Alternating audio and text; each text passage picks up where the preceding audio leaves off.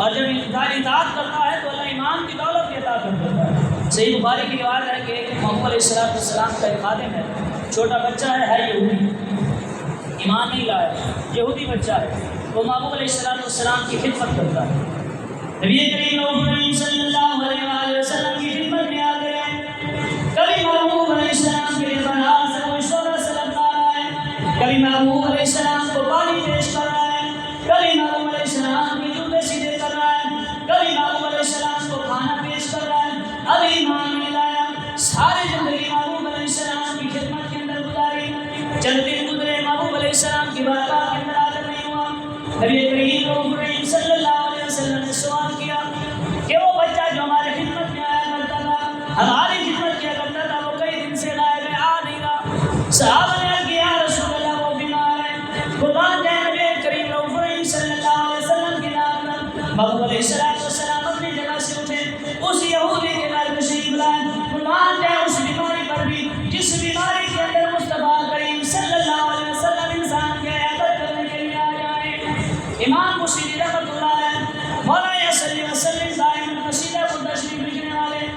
ساری زندگی بادشاہوں کے قصیدے لکھے،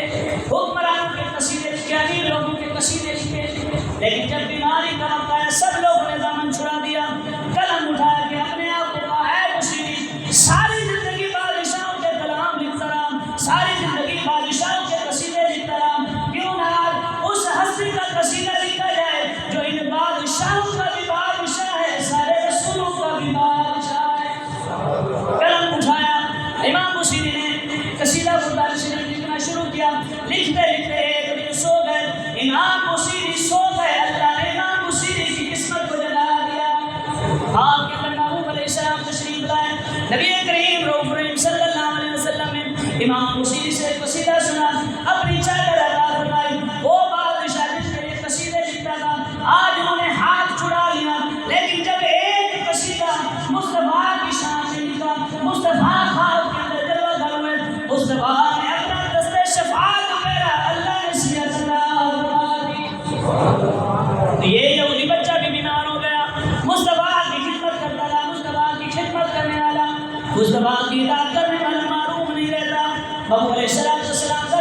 ہوئے، محمود علیہ السلام نے حال و احوال پوچھا، محمود علیہ السلام نے نکاح نبوت سے دیکھا کہ آخری وقت ہے،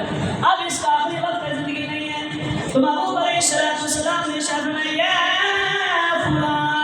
اے فلان کے بیٹے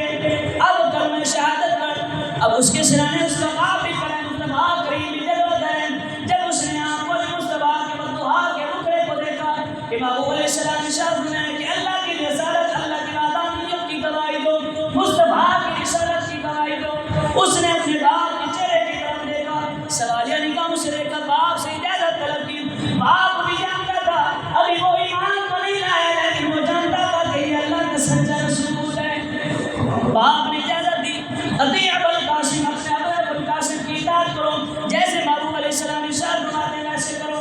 اب وہ بچہ ہے مصطفیٰ کی خدمت گزار، مصطفیٰ کا خدمت گزار، مصطفیٰ کے حسن و جمال میں مگن، ایمان تو نہیں لایا، خدمت کیوں کر رہا ہے، مصطفیٰ کے حسن و جمال میں مگن۔ جب محمود علیہ السلام نے اسے کلمہ شہادت پڑھایا، اس کی روح پرواز کر گئی۔ محمود علیہ السلام گھر سے ایک بار تشریف لائے، محمود علیہ السلام کے چہرے پر خوشی کے اثرات، پوچھنے والے نے پوچھا یا رسول اللہ خوشی کے اثرات کیوں ہیں؟ محمود علیہ السلام نے ارشاد فرمایا الحمدللہ الذی